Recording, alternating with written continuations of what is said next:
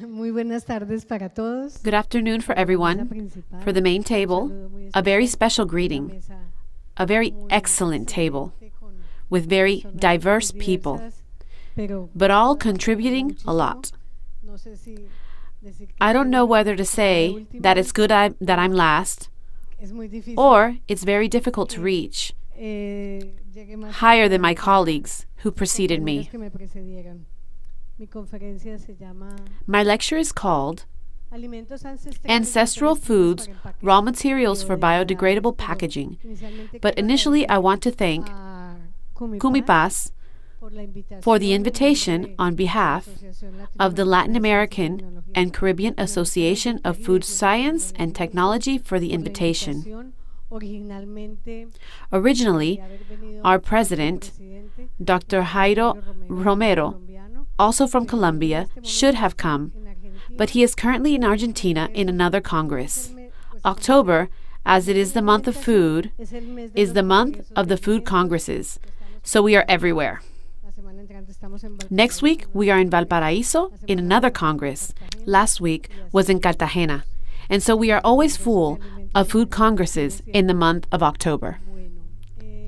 Well, I am going to tell you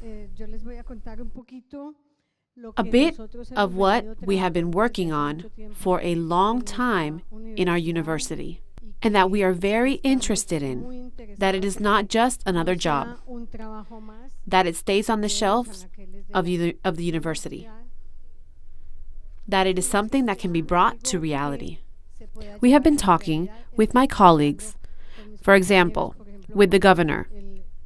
It can be a very interesting topic with other Colombian and Guatemalan colleagues, because this topic can be very interesting, as Dr. Vera also told us, to educate the child since childhood in a good diet. Without further ado, I will continue. So we are going to talk about ancestral foods, a little about post-harvest, its importance, and then we will focus here on the fourth range, where we will apply these ancestral foods, and we will see how we are going to apply them as coverings that are going to be the current theme. Okay, ancestral foods. Many are the ancestral foods. All, we would say, but at this moment, they are the ones that we see here. They are the ones we have been using. They give us starch. They are generators of starch, which is the raw material with which we are developing our coatings and biodegradable packaging. So, for example, we use tubers, hydrocolloids, and fruits.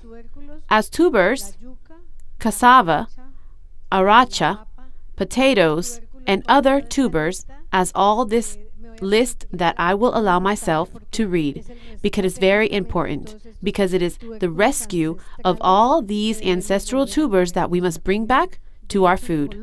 In fact, in Colombia, our chefs in gourmet cuisine are putting them on the plates as a main course. Farmers in some of our areas are already growing them again. For example, the potato, they are growing the potato of all colors. The marafalfa, the boar, the chugas, the ibias, the cubios, aracacha, yams, rubas, sweet potato, the mashua, the añu, the oca, the aluco, the blue potato, the camaluti, the mulu, the quehuillo, and many others. That you, Governor, should know more of the names than myself, but that you have to remove them. You have to rescue them again. In the area of Boyacá, they have already held fairs to rescue the ancestral recipes. They have also made exchanges so that the seeds are not lost. So then they have made the union between the farmers who did not know each other before. So now they are exchanging. And they no longer only know what their neighbor is cultivating, but the neighbor gave him what he cultivates in turn. They have what we would call a germplasm bank, but that is simply the rescue and the persistence of these seeds so that they may not be lost. I was reading a document, and of all these tubers, when the study started, there were 9. And at the end of the topic, there were 49. From the fair, from the exchange, they managed to show that they were not only 9. Between chuguas, ibias, and cubios, I think it was only those 3. And of the 9 that they had found initially, in the end, they had 49 to exchange and multiply. The rescue of that ancestral tradition is very important.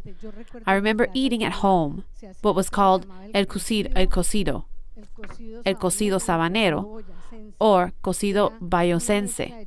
And it was a mixture of chuguas, ibias, cubios, beans, peas, cob, pumpkin, potato, cassava, and that was a very big and caloric lunch because it was precisely for cold regions like those of Boyacá, like those of Nariño, because those are very rich, very caloric tubers. So that is why they are rich in starches too. And the fruits, the only fruit is that of bananas, because we have a very high variety of banana fruit in Colombia. We have 148 acceptations or varieties of bananas for a variety of uses. Then each one has different characteristics in terms of its starch content and terms of the quality of the starch. Then it turns out to be a raw material very important for the production of starch, which is the basis for obtaining polymeric matrices for these containers or packaging or biodegradable coatings. Historical review. The cassava was handled by Esculenta. The oldest evidence of cassava cultivation comes from archaeological data, which was cultivated in Peru since 4,000 years and was one of the first domesticated crops in Latin America. Here we see a sculpture. I saw it. In the Museum of Lima, there is a sculpture in ceramic of cassava. The Mayan culture also reports 1,400 years ago in the Jewel of Saran in El Salvador.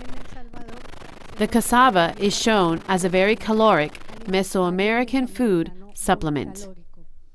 And here we see how they cultivated it and how they did these, let us say, cassava arepas and cassava circles as well. The arracacha is another one of our products that generates a lot of starch. It is also known as arracachi, Creole celery. In northern Colombia, it is known as Creole celery. Arracacha, viracha, white carrot, or Manoic sauce. It is one of the oldest and most cultivated Andean plants in the pre-Inca period, whose domestication preceded the potato and corn. That is, it is much older than potatoes and corn and is currently cultivated. In Colombia, we have a germplasm bank that holds corpoica and is in the highest part of the Central Mountain Range, in the municipality of Cajamarca, which is the world's first producer of white, yellow, and purple arracacha, the ones we see here. This is a video that I found. I do not know what it said, but it spoke of the arracacia. The translation is below. I did not know the language in which it was spoken, and I did not have the time to show it here to my fellow governor to see if he could identify the language to see, because it told something about arracacia. The banana, the parasitical mousse, is also known as banana. Cambur, guineo. There are what I was telling you, about 148 plantain diversities. It is an ancestral fruit known by the Southern American Indians long before the discovery of America. It seems to come from Asia and Africa, although these other authors insist that it is native to America. When I was preparing this lecture, I read that in the verses of Ulysses, of the Odyssey, there is already talk of the banana, but it was another banana. But it was also like a fruit of paradise. That's why I thought. That's why the scientific name is parasitical mousse, a fruit of paradise. Well, and here the ulucus, they are highly colorful. Look at them. There are 10 varieties of different colors. It is known as ulucus, melloco, uyuco in Colombia, ruba in Venezuela, Peru, Bolivia, and Argentina, and in a few regions of southern Ecuador called uluco, smooth potato, or simply smooth. What happens? Then we saw the raw material to make some coatings. On the other hand, what are we going to cover? We are going to coat fruits and vegetables to preserve them. The loss is currently, and we already spoke about it, about 40 to 60%. At 4 o'clock in the morning, all the central stockpiling plants of our countries lose between 40 to 60% of vegetable raw material that is entering. So if we manage to protect and transform it from crops, or put it in some way that we can take it to the supermarkets, those such high losses would be diminished. Such high losses that are at 4 in the morning, we are dumping tons, 40% of all the product that goes into the supply centers in fruits and vegetables. And why these post-harvest losses? There are many reasons. Here are some. An inadequate collection, well beyond those of the harvest. Because the harvest, there are other losses. But at the time of harvest, some are inexpensive. Lack of control in the crop monitoring, low training of operators, no rigorous monitoring of maturity indexes, lack of observation in the field, and contrast with data collected. There is a lot of information on these topics of losses in harvest. At the point of harvest and post-harvest, these are some of them, but mainly, due to the experience that I have seen in my regions, lack of education, of going to the field to teach them and make them reach the person who is harvesting the right information. SINA already does it in my country. The National Apprenticeship Service does job training of harvesters, but there is still a lot to do. And these are the maturity indexes for good agricultural practices, which must be followed. Then, there we have them: physical, visual, chemical, physiological calculations, and others. And so the losses would be lower, and we would get a higher percentage of our crops to the markets. Then, the post-harvest handling should be done in the crop, in the storage center, in storage, in transport. For what? To maintain the quality of the product. They are always living beings. They are always living beings, even when we pack them in a packaging. They are still alive. They generate added value and opportunities in the market. We must also reduce so that there is no inappropriate post-harvest handling. We must reduce the losses of the product. There may be high cost and low profitability due to inappropriate management, losses in the market, low competitiveness.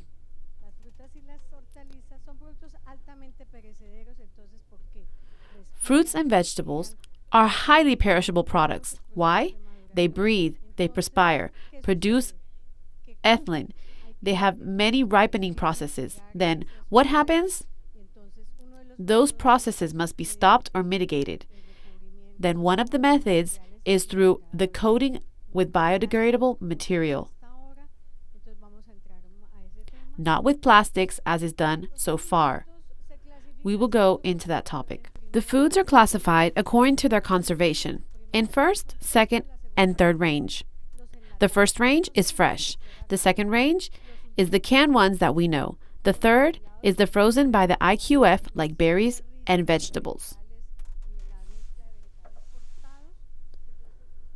The mixture of cut vegetables.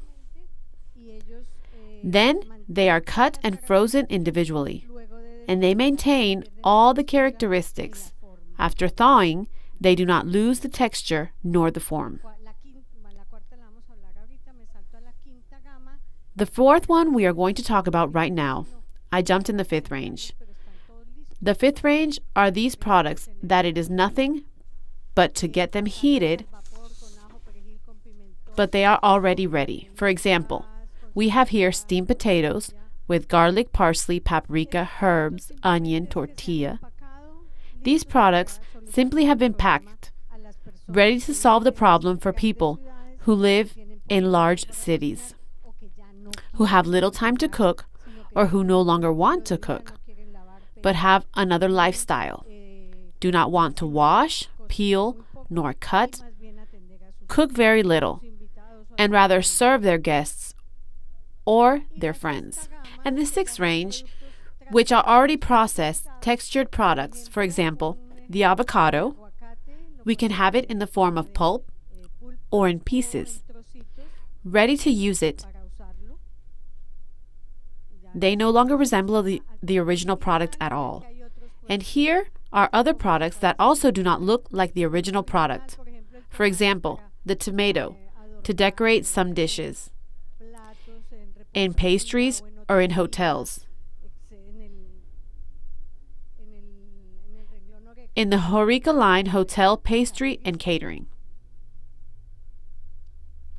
The fourth range, then, is the one I want to talk a little more about. Meats, cheese, vegetables, fruits, which are kept in trays or in bags and are ready for direct consumption. It changes in the line. Replacing the packaging with biodegradable packaging would be, it is something very interesting because we are going to reduce the use of plastics, which are from fossils, for other bioplastics, which are biodegradable.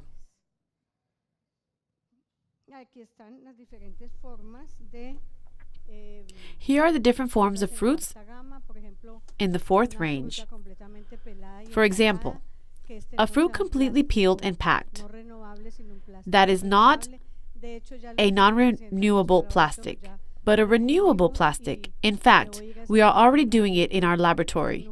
We are already covering it, and I am going to do a training in a plant that is in Cauca, in the University of Cauca, where they are already making bioplastics. They have the texturing plant cassava starch base, but we'll still want to do it based on plantain starch, which in my region is much more abundant. Fruits packaged in their juice. So instead of polystyrene, we want to put plates of cassava fiber or banana fiber, so that, and the top part also be bioplastic of banana, or cassava, or abacacha, or ulucus, of any of these biodegradables. Well, all of these are examples. And who are the consumers? The big industry, the distributors, the restaurants, and the institutional ones. The Horeca sector, that is a sector. Who came here to serve us? A sector that is called the sector of catering. Many times they need to have everything ready for it to be nothing but distribute 500 lunches in less than 20 minutes. And for that, they need to have the food ready. And one way to have it ready, and without having to do preparation, is to coat it with biodegradable coatings instead of using chemicals.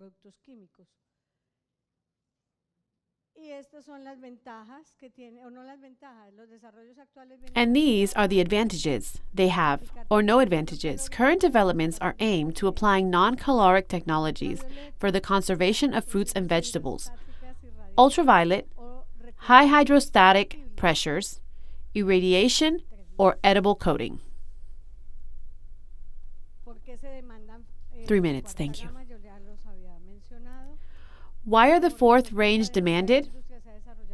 I had already mentioned them. In the response to this demand from the industry, technologies with minimal processing packaging have been developed.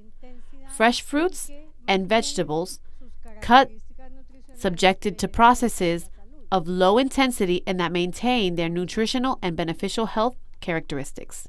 They are demanded by nutrition, by health, by time, and are innocuous. And I want to show you how it is.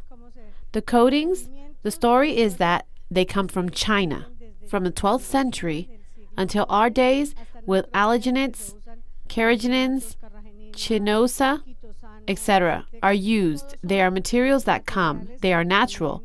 They will be incorporated into a matrix that will be made with starch.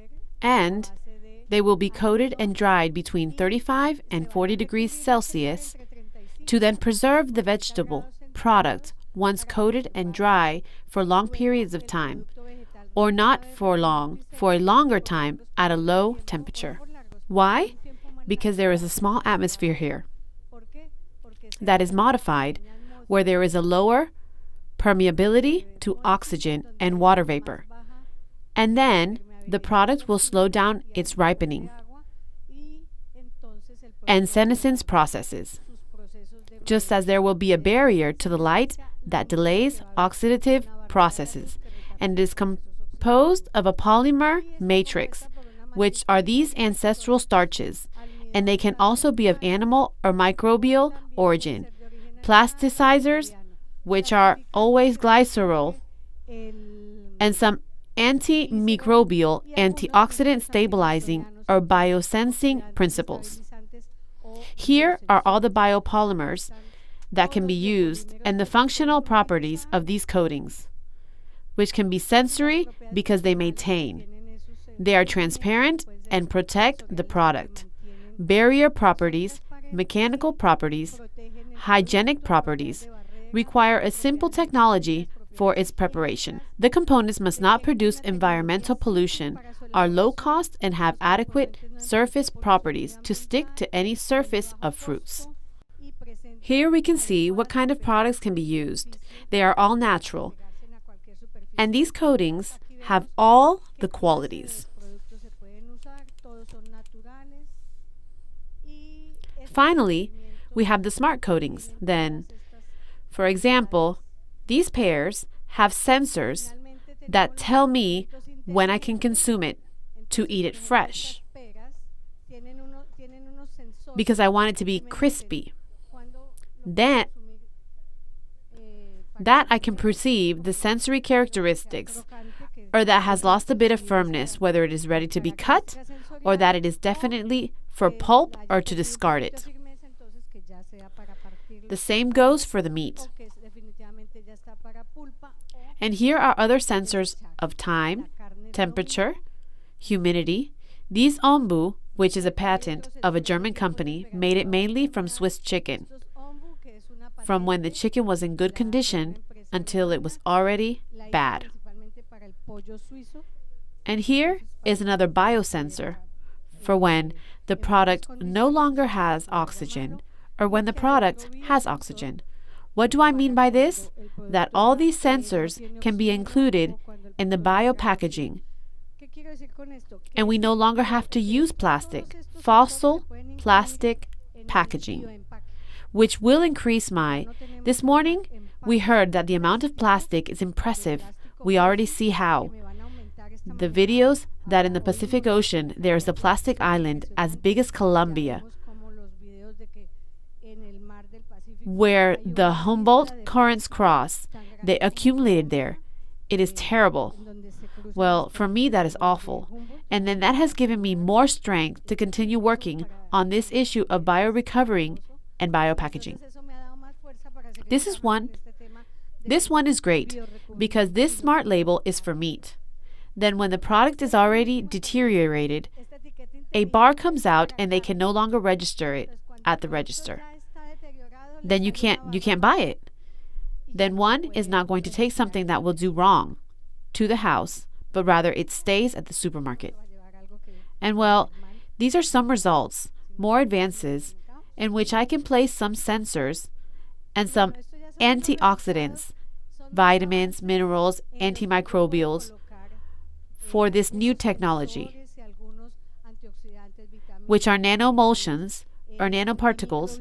It is simply a smaller form of me having the same vitamins, minerals, antioxidants, but in a way that is available slowly. It is a technology that is already used in medicine. Some pills are released, the active ingredients, slowly into the body. Something similar would happen here in the bioplastic, which would be released slowly.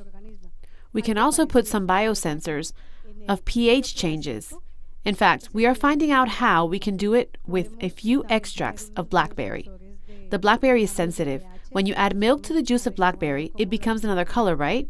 The blackberry is red, and it turns blue with milk.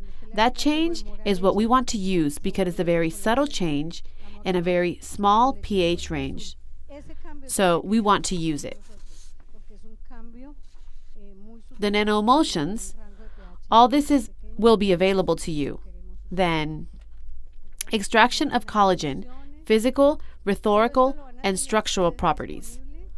All this is in the part, let us say, that we have already done in the laboratory to reach everything else, the physical, chemical, and microbiological and optical properties that are done to all these particles. Here we can see them. All of these analyses, and this is what I would leave here at the table for. Short and medium-term perspective of the use of biodegradable coatings and packaging. Work with the communities in the territories. That is first. Why? Because first of all, we are going to protect the food so that from the same crop they leave with their added value, protected, and that there is the least post-harvest loss. Use ancestral crops and traditional methods. Use ancestral crops and traditional methods. I took some slides out. You can look for them later. We extract the starches with the traditional methods that FAO has. We take them out of the FAO. In fact, we went to the CIAT to learn with an official that also publishes for the FAO how it was extracted in the traditional way, because the sun is very important for starches. It is not the same when we let dry in the sun than when we dry on the stove. Then it must be dried in the sun. Self-sufficiency and commercialization of the communities. Fair market, Horeca market also. Hospitality, restaurants, and catering. Institutional market. It would be included in the catering, the big industry. And very important, the harmony between man, the environment, with sustainable development and preservation of the life of Mother Earth. The well-being and happiness of the human being. That would be what should be left, because this would contribute from the perspective of us, from the field. In our fields, we are running out of people who do them, so they can stay. And I really liked finding the word. They translate it as happiness instead of well-being. I love the word happiness better than the word well-being because it is both translations.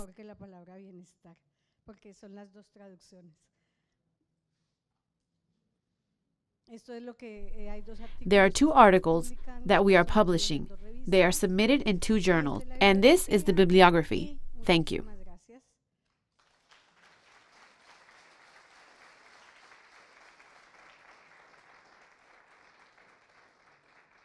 This is the group. I did not do this. This is the group of young people, both professors and undergraduates and master students who have done this for such a long time. There are others who have already become doctors, who have already returned, who are in other places. A lot of people have also been formed in my group. Thank God. And then again to tell them that I come in the name of Alacta and that I work in the University of Quindio, that I am there if they ever need anything, and also to visit the Colombian Coffee Access, which is very beautiful. I will be waiting for you all there. Thank you very much.